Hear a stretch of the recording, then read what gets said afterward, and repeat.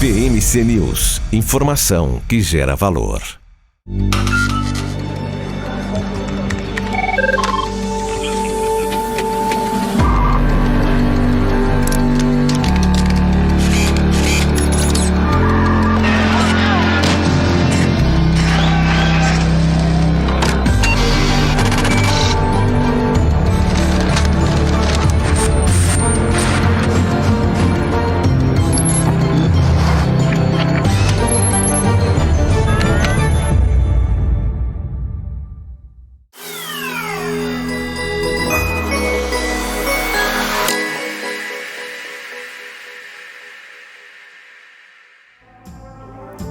Boa tarde, tudo bem?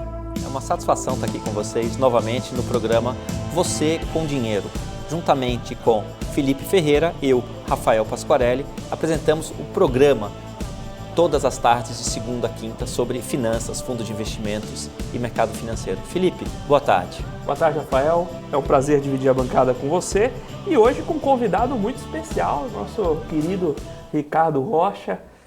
Vai bater um papo com a gente sobre planejamento financeiro, né?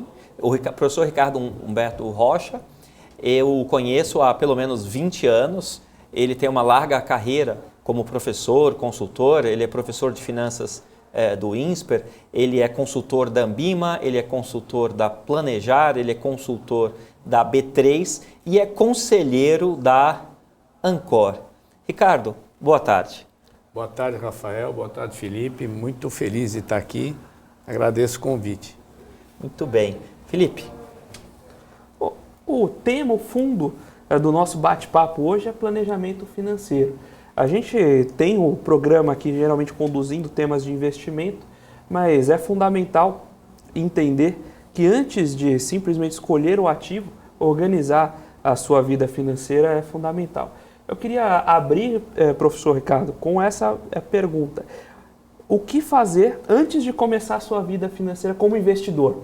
O que o nosso telespectador deve pensar antes de mais nada? Você tem razão, porque as pessoas às vezes precipitam a decisão, né? E já vão escolhendo ativos, às vezes até ativos de muito risco, né? Que elas ainda não estão numa fase de entendimento do produto. Então eu digo o seguinte, quando você começa a sua vida profissional, independente de quanto você ganha, você é um peregrino no deserto. Então você olha para frente assim, só tem deserto. Porque herança você não sabe se vai receber, então você não pode contar muito com ela. E aí você vai em busca do oásis, né?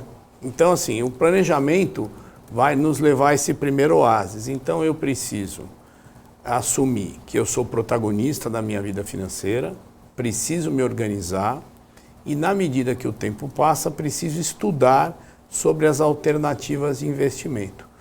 E essa caminhada, ela tem uma lógica, né? A primeira lógica, reserva de emergência. Vou lá tentar ter um orçamento mínimo entre 6 e 24 meses, isso não é ciência, né? Isso é boa prática.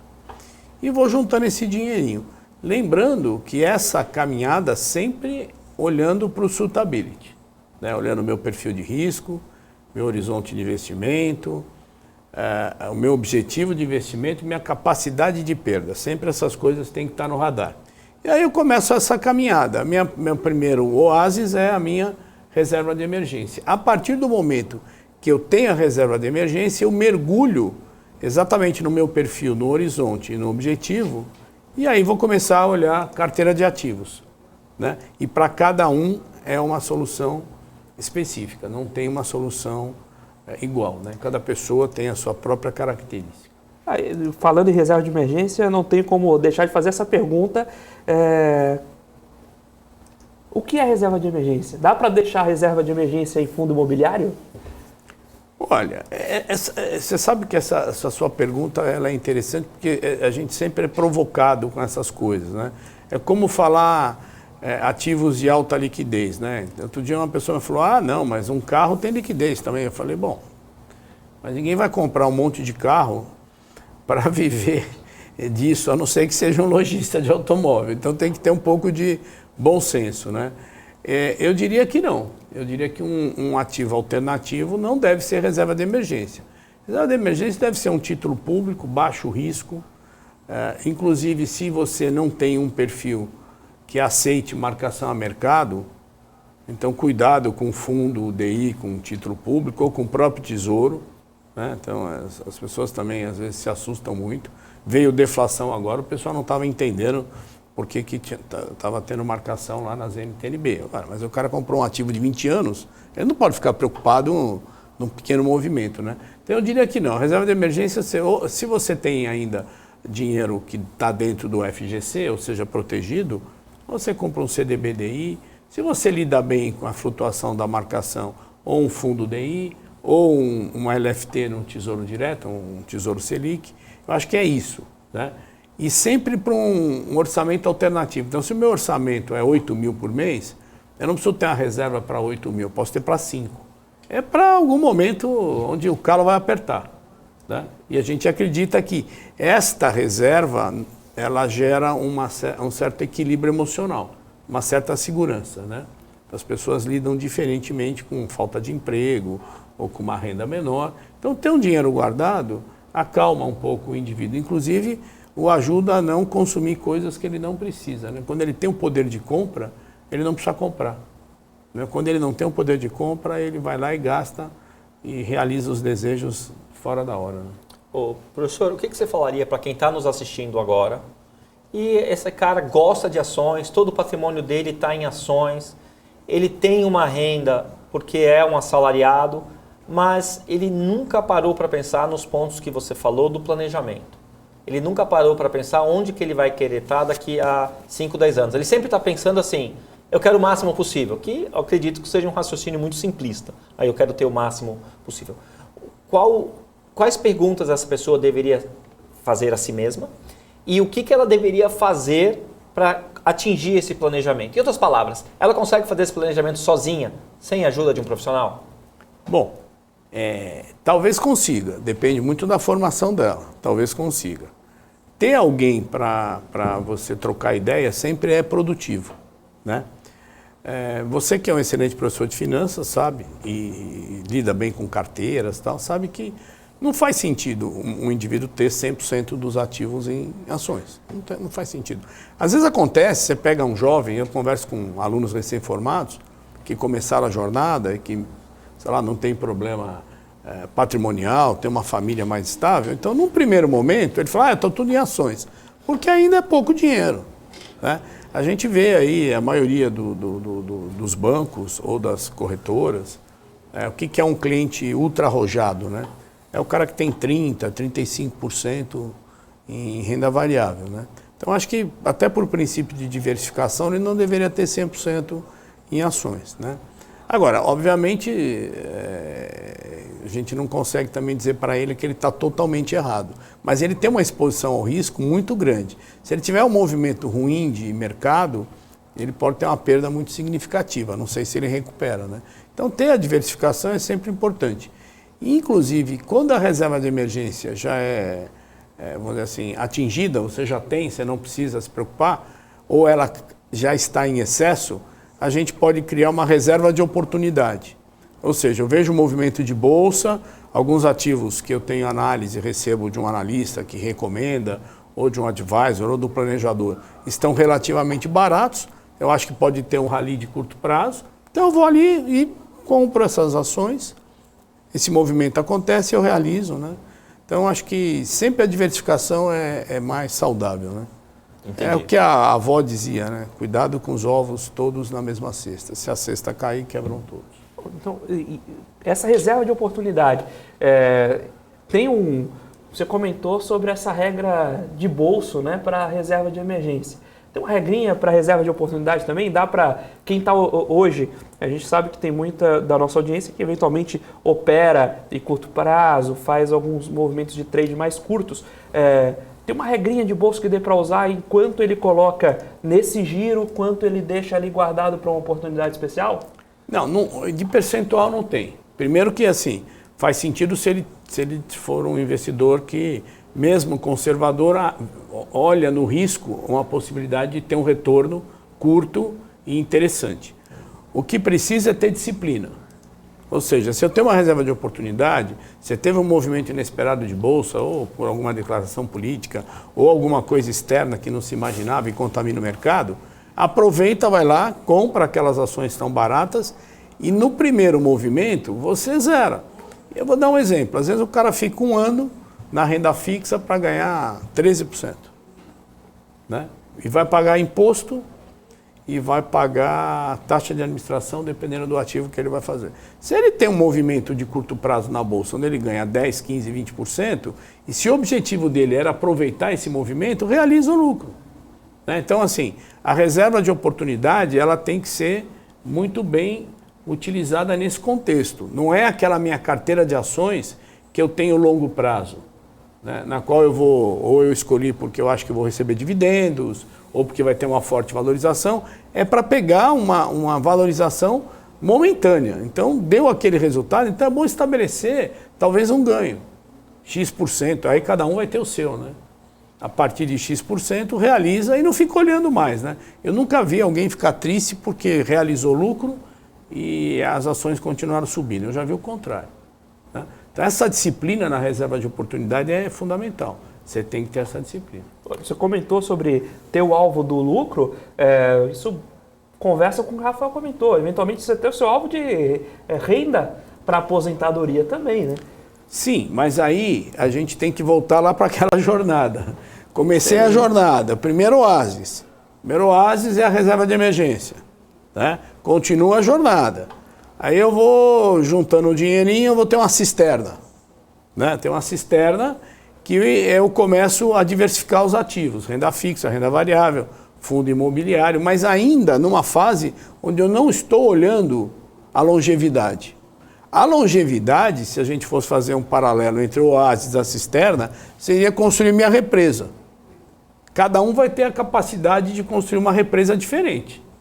Mas se você constrói uma represa, você põe a sua casa em frente à represa e você passa a usar o dinheiro que você ganhou com todo o teu esforço de maneira inteligente, né? Para você viver bem.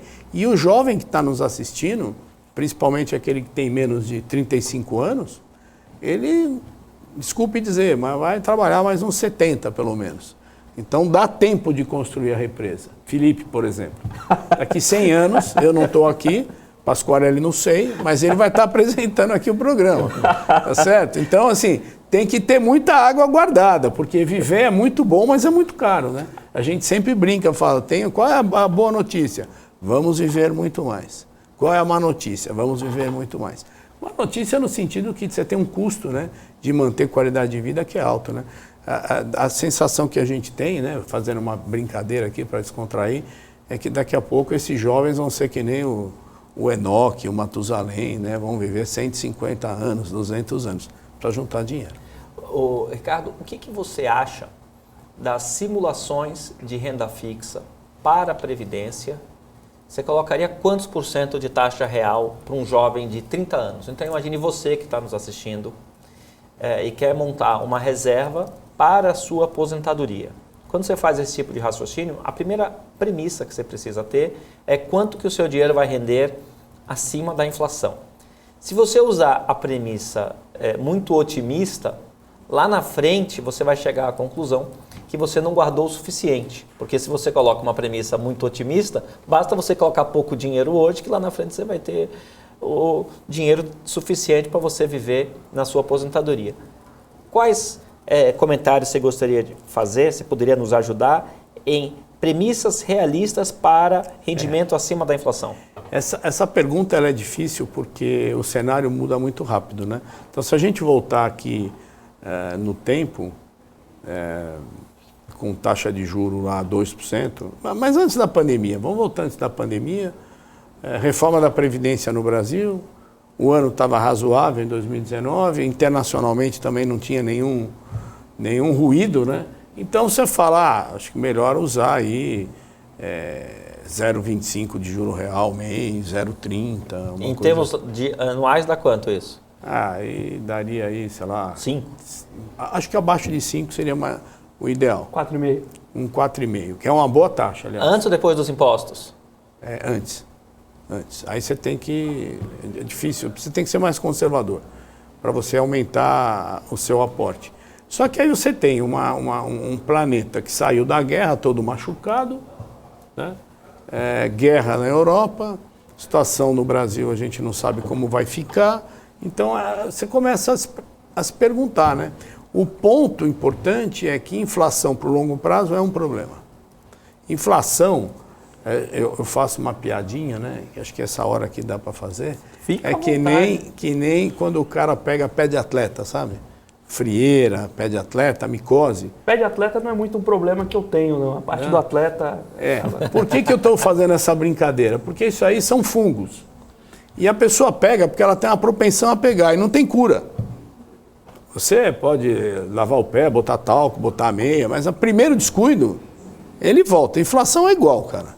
Inflação, tá tudo bem, de repente você não sabe de onde sopra um vento, aparece um Putin, aparece um coronavírus. Ou seja, é muito difícil para o investidor gerenciar a inflação futura, o que pode trazer um pico inflacionário. Você não sabe, né? Agora, se você puder comprar aí títulos descontado o imposto, sei lá, pelo menos a 3,5% ao ano, no longo prazo vai te ajudar a poder construir sua represa. A diferença talvez você possa construir na sua carteira de ações, né? Se você tiver capacidade de selecionar empresas que pagam dividendos, investimentos alternativos como fundos imobiliários, né? Mas inflação é muito difícil. O que a gente precisa ter consciência é que tem que ter uma parte do portfólio protegido contra a inflação, porque ela aparece, é que nem vulcão, quando entra em erupção, quando ele tem vontade. Agora eu vou ter que perguntar um pouquinho mais sobre inflação. Esse tema, de fato, é muito importante, pesa muito na carteira do investidor. E muita gente que está nos assistindo planeja a sua carteira e esquece do fator inflação, não só pelo ajuste do título, mas pelo fato de que a cobrança de imposto de renda sobre o ganho não é líquida de inflação. Então, muitas vezes, se você tem uma inflação alta, ainda que você tenha um título indexado à inflação, você acaba consumindo o retorno justamente por esse pedaço de cobrança de imposto sobre o ganho da inflação. Eu tenho uma pergunta para fazer, pegando o gancho do Felipe. Se o investidor, o poupador, que quer constituir a sua reserva para viver a aposentadoria, deveria contratar um plano de previdência ou se ele deveria montar a sua própria carteira? Mas, Ricardo, você vai responder essa pergunta depois do nosso intervalo. Até daqui a pouco.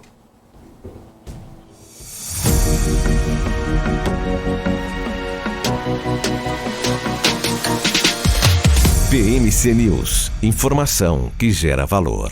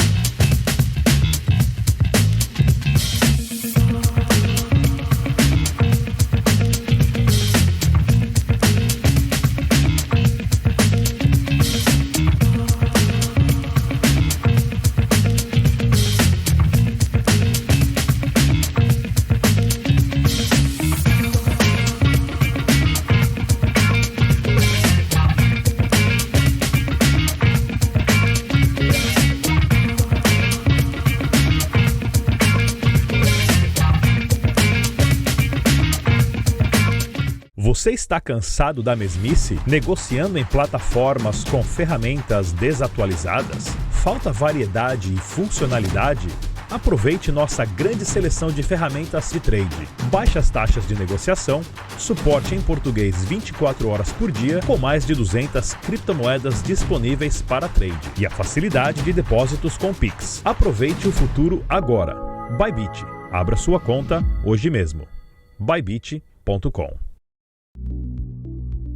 Olá pessoal, eu sou Alan Gani e eu tô aqui para convidar vocês a acompanharem e assistirem o meu podcast, o Deepcast, que passa na BMC News após o Top News. Eu converso com personalidades do mercado financeiro e não só do mercado financeiro, também personalidades de diversas áreas. E aí a gente fala da vida profissional, da carreira, da vida pessoal. O programa tá imperdível, é toda semana após o Top News, eu conto com a audiência de vocês.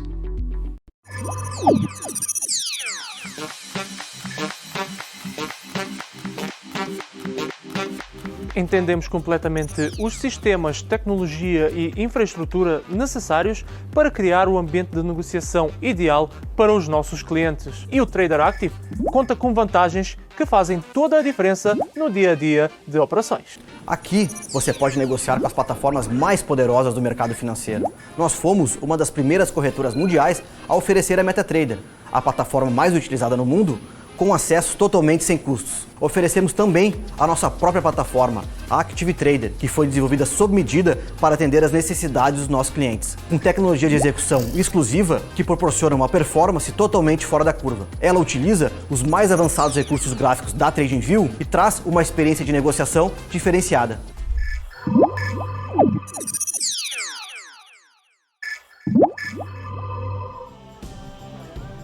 Boa tarde, tudo bem? Estamos aqui de volta no programa Você com Dinheiro. Hoje temos a satisfação de estarmos conversando com Ricardo Humberto Rocha, professor de finanças do INSPER, consultor da B3, consultor da Ambima, consultor da Planejar e conselheiro da Ancor.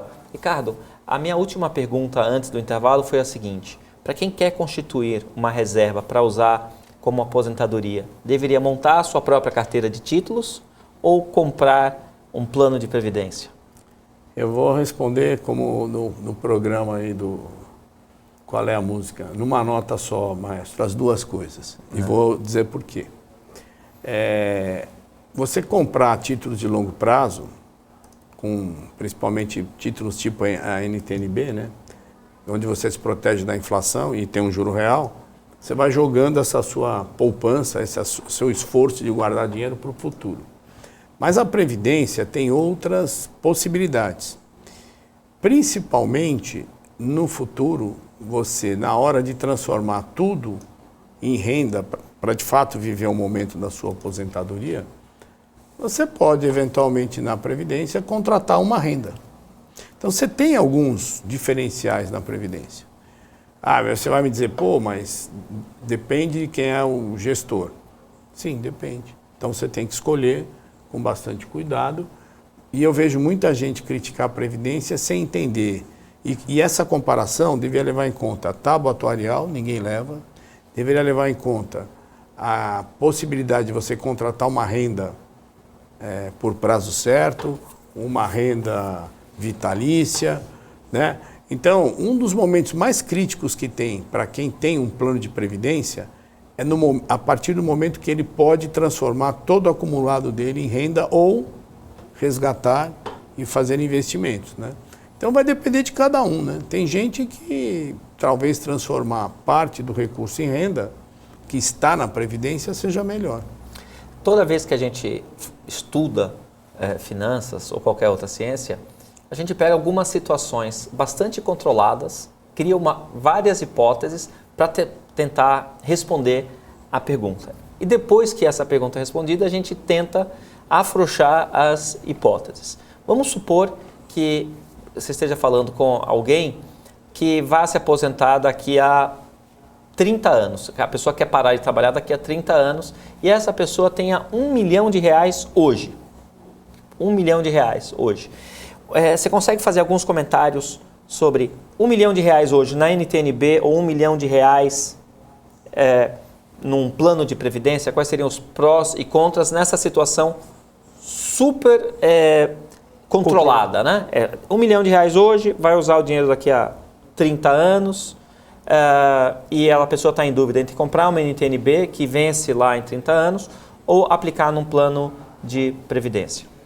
Tem muitas variáveis envolvidas nessa decisão, né? Primeiro que talvez não fosse saudável ele concentrar o capital só numa única alternativa. Mas, por exemplo, se ele paga muito imposto de renda, então escolher pelo menos parte desse dinheiro, já que ele tem 30 anos, num PGBL faria sentido, porque o benefício fiscal ao longo do tempo é muito interessante. E ele cai lá na frente, dependendo da escolha dele, num imposto de 10%. O papel que ele escolher do Tesouro, ele vai pagar 15%. Então já começa a ter um ganho tributário aí. É grande, né, Ricardo? Porque É 10% no PGBL contra 15% no título é muita diferença. E mesmo no PGBL, ele sendo tributado sobre tudo, o total que ele acumula, se ele escolher o PGBL, é porque ele tem uma vantagem tributária dos 12% da renda anual, ele vai superar essa questão. Então, eu tenho quase convicção de dizer que o impacto tributário é menor no PGBL. Agora, depende da carteira que ele escolhe, né? Porque você vai ter um título de renda fixa contra um plano de previdência. No plano de previdência, você não precisa ter 100% em renda fixa. Então, se você é jovem e tem um perfil moderado, você pode ter um pouco de renda variável nesse plano de previdência também. Então, não é tão simples. Talvez fazer uma simulação dos dois, mas considerando diversas variáveis, né? Mas considerando que a NTN-B hoje está 5,5%, se você pudesse escolher o que esse gestor do fundo de previdência faria com o dinheiro, você colocaria a renda variável, com a situação que tem hoje de conseguir um título que vence daqui a 20, 30 anos, rendendo 5,5%, ou deixaria só na NTN Bola 5,5%? Não, eu colocaria a renda variável. Colocaria a renda variável. Entendi. Mas isso é um ponto de vista, né? Eu acho que tem empresas que são boas pagadoras de dividendo, empresas que têm potencial de crescimento, e provavelmente esse dividend yield seria maior do que o cupom da NTN-B, né? Entendi. Agora, é assim, né? Você não controla os movimentos, né? Eles estão aí e o risco pode aumentar a qualquer instante, né? Você não consegue falar, não, vou mitigar 100% dos riscos. Você acha que o camarada... Desculpe, eu te interrompi, desculpe. Não, só para dizer, agora a NTN-B também, o investidor de longo prazo tem que se atentar que ela tem uma oportunidade. Dependendo do excesso de otimismo, esse cupom fecha. E eu tenho um prazo longo até o vencimento. Então, muitas vezes, vale a pena realizar antes e aguardar um novo momento, porque as taxas de juros são cíclicas. E a gente mora num país onde o desvio padrão da Selic é histórico, né? É 7%. Então, você vê que o risco da renda fixa no Brasil é muito alto. Muito alto. Eu estou considerando a Selic desde a primeira reunião do Copom, tá? 6,80, o número está próximo a 7. Então, assim, a gente já teve nos últimos 10 anos movimentos de cupom sair de 7 para 3, de 5 para 3 e depois voltar. Então, a NTN-B tem essa possibilidade de você fazer um ganho adicional com um movimento de cupom, que aí a decisão é sua, então você tem que estar ali atento. No caso do fundo de previdência, você contratou alguém que está fazendo isso para você. Aí eu não sei qual que é a dinâmica desse gestor, né? Porque, inclusive, ele tem regras mais rígidas, né? Até comentando sobre o plano de previdência, a aplicação do plano fica num fundo, né? Então, você tem esse diferencial de imposto, você também tem que tomar cuidado para não aplicar num fundo que a taxa de administração consuma essa vantagem. Mas né? acho que hoje a maior parte das seguradoras, dado o sucesso nos últimos 10 anos do crescimento dos volumes de previdência e de trabalhos como o que vocês fazem aqui, educacionais e de mídia, esclarecendo as pessoas, as seguradoras acho que elas tomaram a decisão correta. A maioria delas não cobra mais taxa de carregamento, é muito raro. Mas né? em fundo de pensão cobra, hein? Bom, aí cada um tem que dar o seu chorinho, né? Se você for beneficiário, tá já contribuindo para fundo de pensão, veja se o seu plano cobra taxa de carregamento. Para a seguradora das previdência aberta, acabou. Mas fundo de pensão ainda tem fundo que cobra.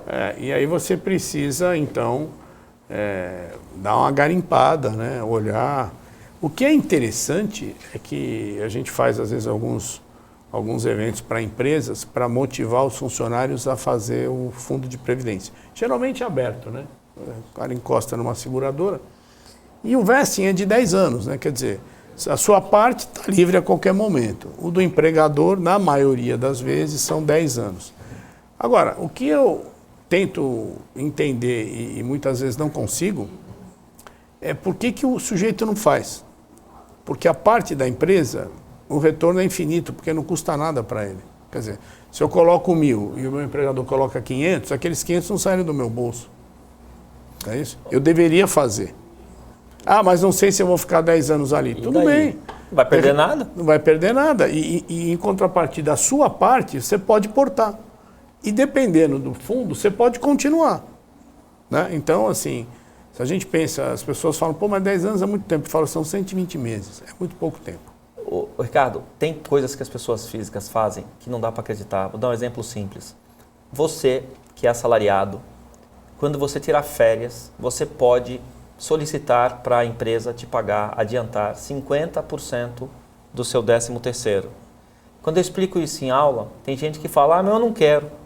Eu acho que você consegue adivinhar por que a pessoa fala que não quer adiantar metade do 13º.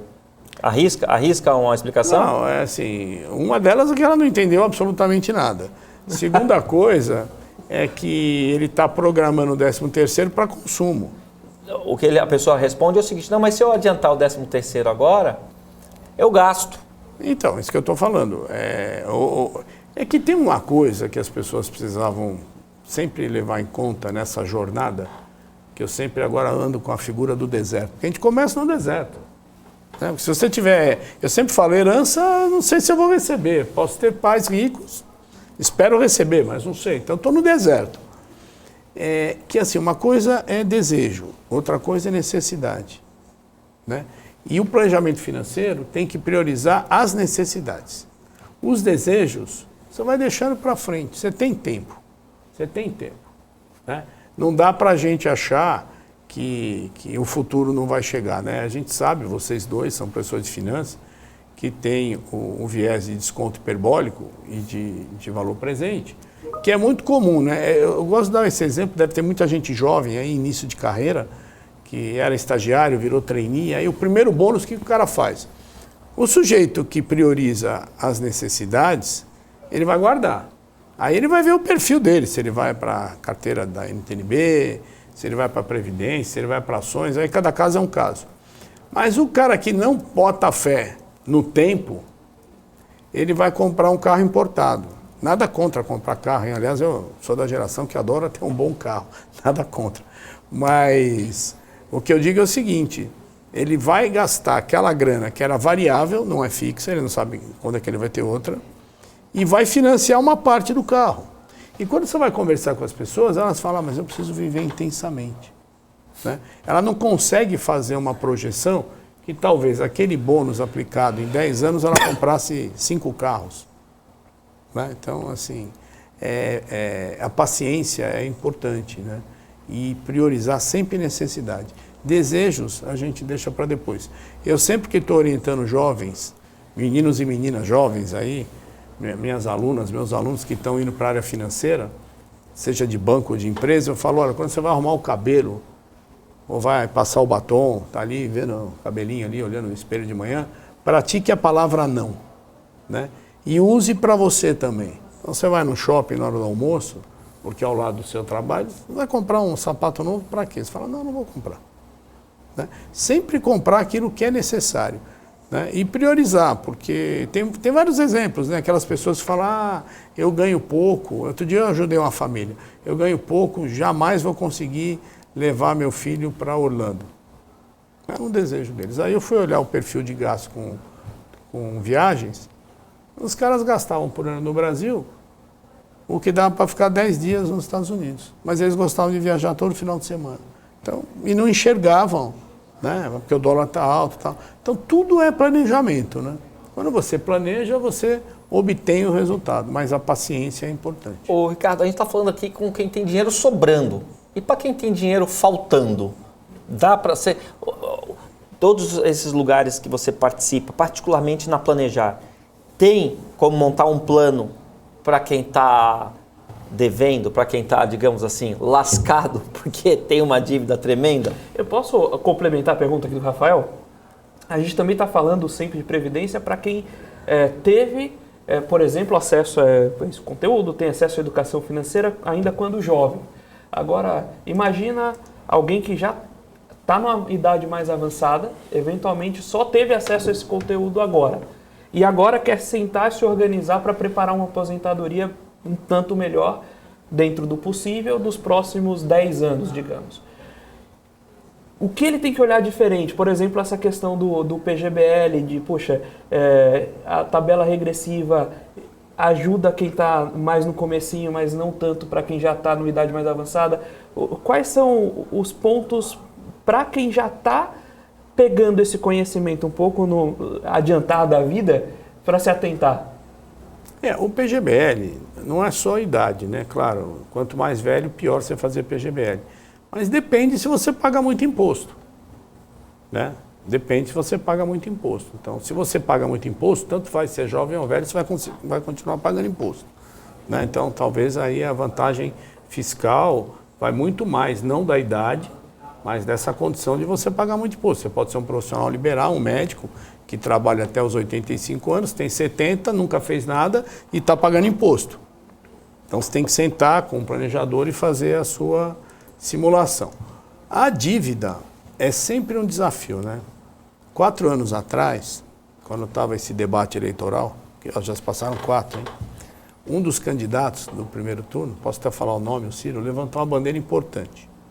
Olha, tem 62 milhões de pessoas negativadas no Brasil. Aí eu fui fazer uma palestra lá em Brasília, para o Correio Brasiliense, para falar um pouco sobre educação financeira e provoquei a plateia, colocando assim,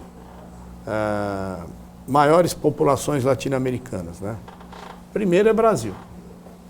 Segundo é México. Eu deixei a terceira com uma interrogação e perguntei. Aí o cara falava Colômbia, o outro falava Argentina. Aí eu falei, não, os negativados do Brasil. Ou seja, hoje nós estamos chegando em quase 70 milhões de pessoas. Sabe o que é isso, Rafael? É uma Itália. Imagina você pegar a sua família e falar, puxa, eu vou levar minhas filhas para conhecer Roma. Quero ir lá na Capela Sistina. Puta, né? Gastou uma grana, comprou passagem e tal. Aí você pousou lá em Roma, o Felipe fala, Rafael, melhor você não sair do avião, que isso é uma notícia aqui, que a Itália inteira está negativada. É isso que está acontecendo com a gente. Agora, quando você vai olhar esse problema, você que é professor de finanças, você também sabe que dá para olhar os Cs do crédito. Eu vou pegar só 3, tá? Capacidade. Então, assim, crise, as pessoas perdem capacidade. A Covid foi terrível nesse sentido. Muita gente fechou seu negócio, perdeu seu emprego. O outro C é colateral. Né? Então, quando eu pego o crédito sem garantia, a tendência para quem me emprestou de não receber é alta. E aí junta a falta de colateral com a falta de caráter, que é o terceiro C. Então, assim, tirar a pessoa do hiperendividamento, primeiro ela precisa querer. Né? Em média, a gente mostra que o cara leva 2 anos para sair desse hiperendividamento. E cada caso é um caso. Alguns casos, hoje no Brasil, você consegue convencer o sujeito que ele tem um imóvel, vou dar um exemplo, que vale R$1 milhão ou R$800 mil. Ele deve 250 e ele ganha 10 mil por mês. Quer dizer, ele não vai pagar os 250 mil reais. Aí ele tem 2 decisões. Ou ele vai ficar negativado e vai achar que ninguém vai descobrir que ele tem um imóvel e vai tentar na justiça receber, e aí ele perdeu toda a capacidade creditícia dele, ou ele pode refinanciar o imóvel. Mas é engraçado que nesse sentido de você fazer o refinanciamento para pagar a dívida, as pessoas têm muito medo, né? Dá muita briga entre casais. Minha casa eu não coloco em garantia. Só que aí os 250 vão virar 300, vão virar 350. É muito difícil. Então, se você deixar a bola de neve crescer, e você me perguntar aqui que eu falo para a pessoa, eu te respondo, não sei. Porque a hora que você olha a capacidade dela gerar renda, quanto ela deve. Então, antes que isso vire um explosivo, tente fazer alguma coisa. E é possível, inclusive, nesse momento, você primeiro procurar o seu agente financeiro, conversa com o gerente, ele tem convicção que ele vai tentar te ajudar a estruturar, se ele não puder fazer no banco, por questões de crédito, que você está negativado, talvez ele possa indicar alguma coisa. Segunda coisa, talvez você consiga via um irmão, um primo, um amigo mais íntimo, renegociar a sua dívida, porque às vezes a sua dívida já depreciou tanto, que para você não consegue, mas um terceiro pode ir lá e renegociar a dívida para você, mas para isso basta querer. E tem em mente que são 2 anos. E tem que mudar o hábito. Então, por exemplo, um hábito ruim. Ganho 10, tenho cheque especial de 5, acho que o meu poder de gasto é 15. Primeiro que eu não ganho 10, porque o meu líquido é 7.500. E segundo que cheque especial é para uma eventual emergência. Então não adianta você trocar todas as dívidas por uma única dívida e você volta a se endividar. E o endividamento, com exceção de pessoas que tiveram problemas, e também tem esse caso, que é mais trágico, é muito desequilíbrio entre desejo e necessidade. Quer dizer, se eu não equilibrar o desejo com a necessidade, eu vou hipotecar meu imóvel, vou me livrar daquela dívida, vou dormir tranquilo, daqui 2 anos eu estou totalmente endividado. Então é importante ter essa consciência. Agora é o seguinte, professor, algumas pessoas não conseguem adquirir seus bens se não fizerem dívida. A gente estava conversando aqui semana passada com uma planejadora financeira e ela estava dizendo que tem uma corretora que, para incentivar os seus clientes a investir, o investimento, a pessoa paga um boleto. Ou seja, como se a pessoa tivesse escravizada pelo boleto, que até para investir você tem que mandar um boleto, senão a pessoa não arruma espaço no orçamento para investir. O que você fala para aquelas pessoas que adquirem todos os seus bens com dívida? A pessoa nunca consegue fazer poupança prévia para depois comprar. A pessoa fala assim, eu não consigo, não tem espaço no meu orçamento, mas para tomar dívida e pagar juros, tem. Essa do boleto, eu não sei quem falou, mas assim, essa eu já falo faz mais de 15 anos. Essa do boleto, eu fazia umas palestras para a Febraban, do projeto Meu Bolso em Dia, muito interessante, e eu falava, você tem dificuldade? Faz um boleto para você mesmo. Copiaram sua ideia e jogaram no produto. Não tem problema. Você pode copiar, não tem problema. Se funcionar, né? E aí você vem e a gente levanta uma pauta importante. Por exemplo, quando a gente vai falar em capitalização, que é um seguro, não é investimento, eu entendo que o sujeito compre capitalização em 2 aspectos. Primeiro, se ele tem um valor pequenininho lá, porque ele gosta de risco de jogo, né? Porque, assim, talvez o valor esperado seja maior do que da Mega Sena, que é negativo, né? Talvez a capitalização seja maior, e ele vai receber algo de volta. E você sabe que famílias de baixa renda, as mulheres compram capitalização para os maridos não gastarem o dinheiro poupado. Então, assim, é trágico, mas é verdade. Eu já conversei com várias. Por que você não põe na poupança? Porque senão fulano vai pegar. Né?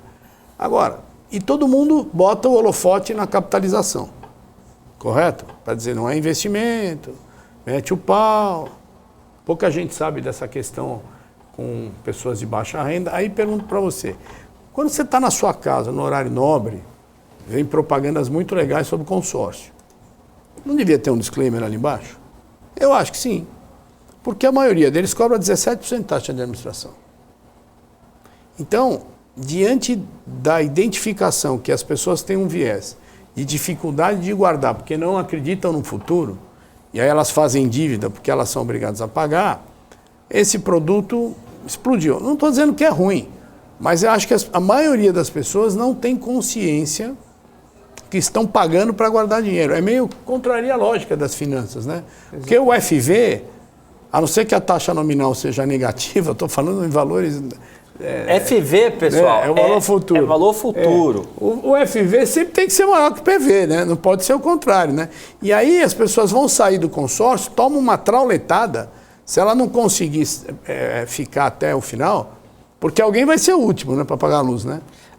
No consórcio, ao contrário do que diz a Bíblia, os últimos serão os últimos. Os últimos serão os últimos. Os últimos serão os últimos. Os últimos serão os últimos. Então eu fico às vezes, e eu converso com pessoas, gente, mas você sabia que você estava pagando 17%?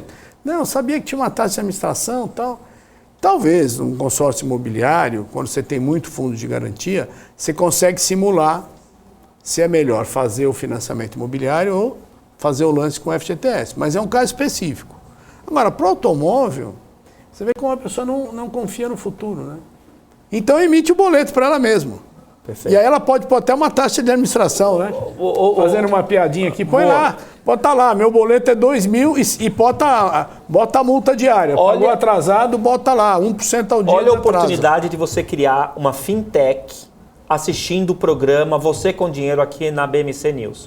O professor Ricardo Humberto acabou de dar a ideia de você gerar um autoboleto. Você com gera taxa de administração. Com taxa, a taxa de administração fica para fintech, fica para fintech. Você gera uma fintech que gera boleto para você mesmo, para o próprio cliente. Cobra uma taxa fixa baixinho. E aí a pessoa fica com a obrigação de pagar e o dinheiro vai para o investimento. Seria uma fintech do bem, uma fintech com um fim social. Uma fintech ESG.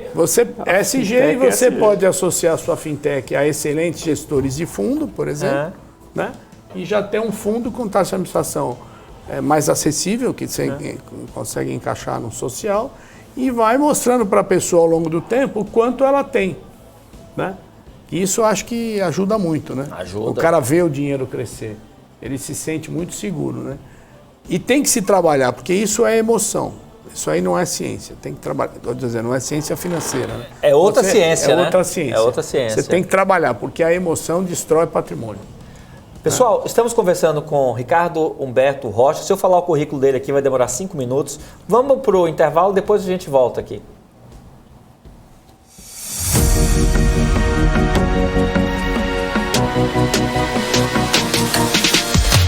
BMC News. Informação que gera valor.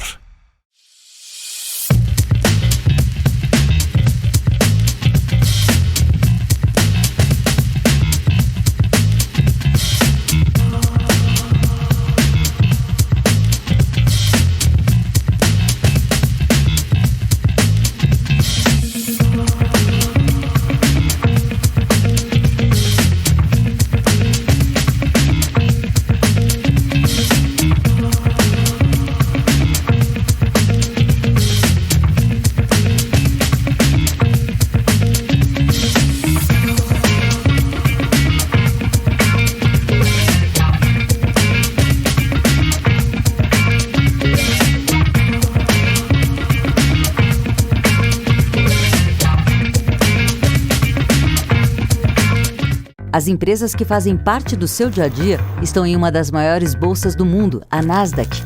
E a boa notícia é que você pode investir nessas empresas diretamente pela Avenue, sua corretora nos Estados Unidos. Com os dados das ações dos Estados Unidos fornecidos pela Nasdaq em tempo real, o cliente Avenue pode acessar diretamente as maiores bolsas do mercado americano.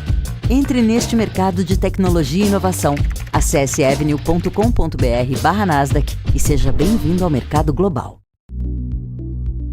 Fala, time, tudo bem? Eu sou o Rafael Mazelli e de segunda a sexta, a partir das 6h15, eu apresento a Hora do Trader, aqui direto no canal da BMC News, com o apoio da Bybit. E eu falo tudo sobre o mercado de criptomoedas e, é claro, faço muita análise de gráfico para a gente não perder nenhuma oportunidade. Então, se você quer operar comigo de segunda a sexta, a partir das 6h15, não perde a Hora do Trader. Te espero lá!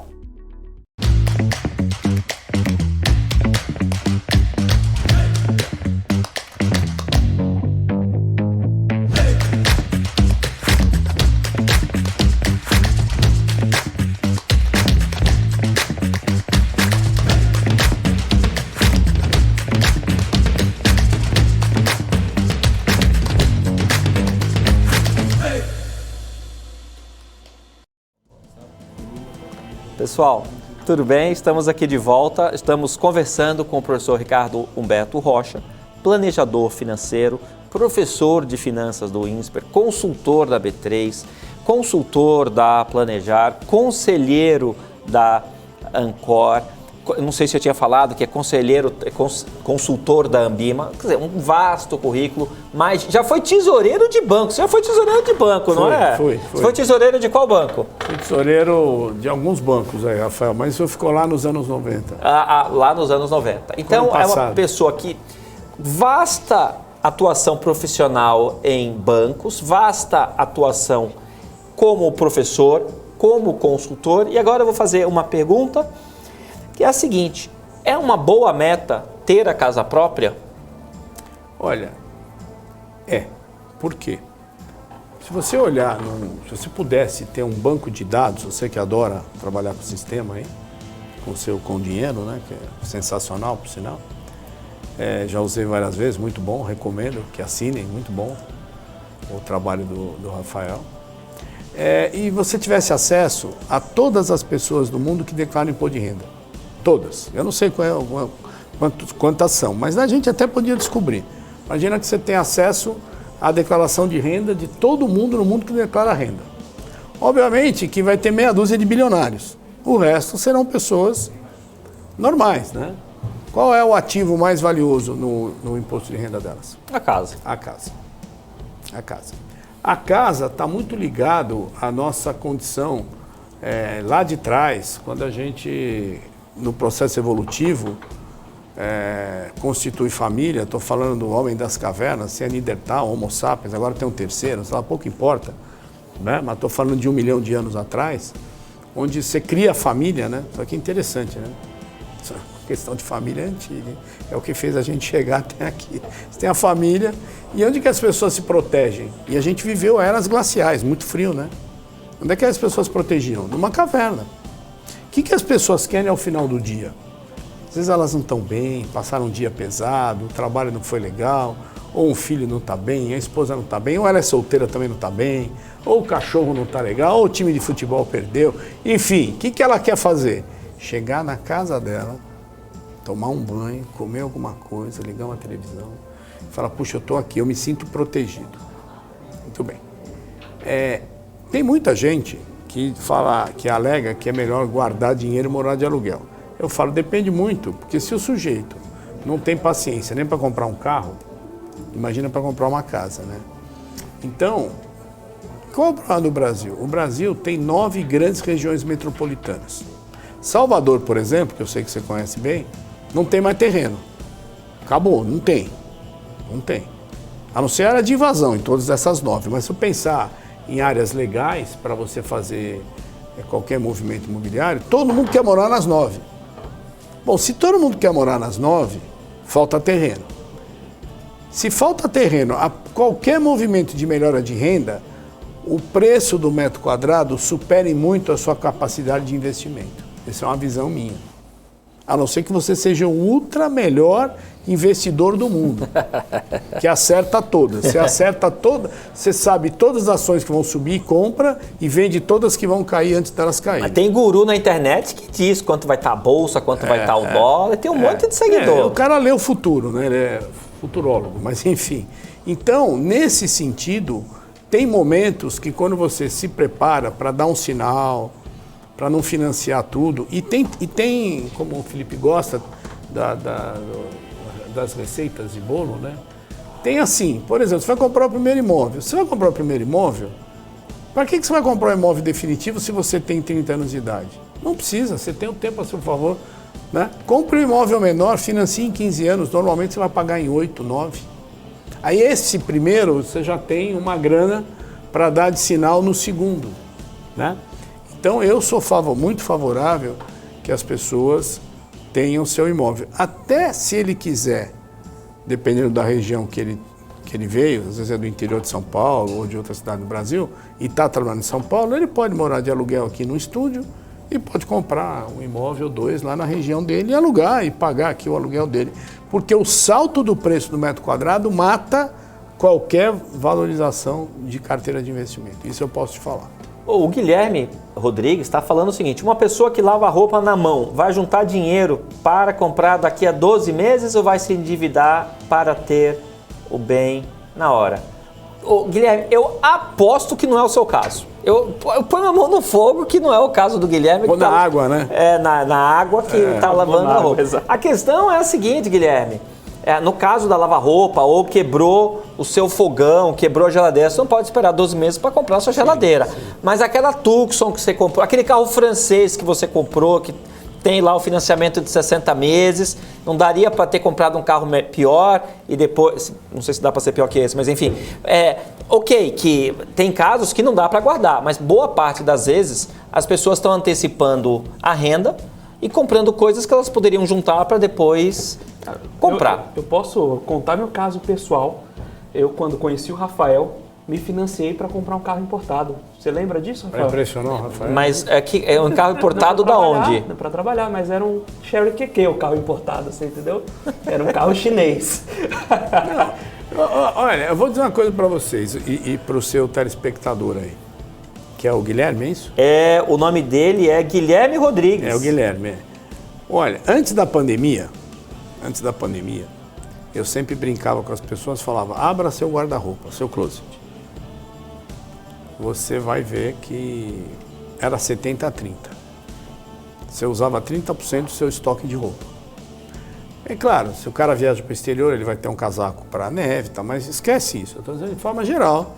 Era 30% você usava com habitualidade, os outros 70%. Ou estava muito grande e você tinha que esperar engordar, ou estava menor, você tinha que emagrecer, ou a cor saiu da moda, você tem que voltar. Ou seja, as pessoas compravam pelo entusiasmo.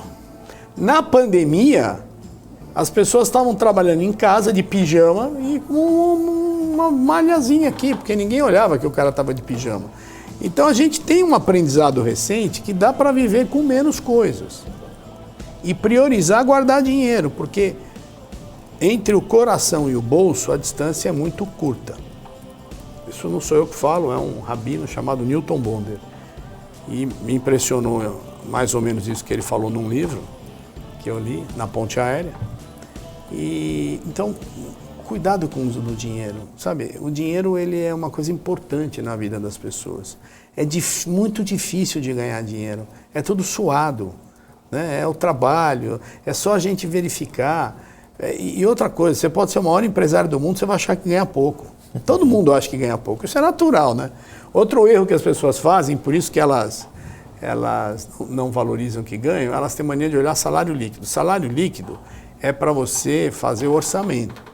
Mas para você poder até comparar como é que você está em relação ao mercado, é o seu total cash, né? E imposto foi feito para ser pago, não adianta chorar. O que você tem que fazer é votar direitinho para usar o seu imposto da forma correta. Não é não pagar imposto. Quando as pessoas falam, não tem um jeito da gente montar um negócio para não pagar imposto, eu falei, tem o quê? Não faz nada. Pelo menos é legal, né? Então, não é desonesto, né? Então, eu acho isso, quer dizer, tem que segurar um pouco essa vontade, né? E a pandemia mostrou, as pessoas trabalhavam em casa, não porque quisessem, mas porque não tinha outra solução. E garanto até que você muitas vezes deu aula com a calça de moletom e um blazer aqui. Tô errado ou não? Eu já cheguei a fazer uma conversa com o presidente de um banco, eu estava assim, mas eu estava de short. Eu conversei hoje com Ricardo Humberto Rocha, professor de finanças do INSPER, consultor da Planejar, consultor da Ambima, consultor da B3, conselheiro da Ancor. Ricardo, muito obrigado. Felipe, muito obrigado. Muito obrigado, Ricardo, por aceitar nosso convite. Espero que venha muitas mais vezes. Olha, eu que agradeço, acompanho o trabalho do professor Rafael desde 2002, é uma carreira brilhante. Fico muito feliz nesse momento seu, Rafael, aqui. Felipe, que conheço há menos tempo também, é um jovem professor de muito sucesso. Contem comigo aqui e fico muito feliz pelo convite. Espero, de alguma maneira, ter inspirado as pessoas a pensarem um pouquinho sobre planejamento financeiro. Muito obrigado. Obrigado. Amanhã eu estarei conversando com Sérgio Machado, da NCH. Vamos falar de mercado de juros e vamos falar do NCH Cash. Até amanhã.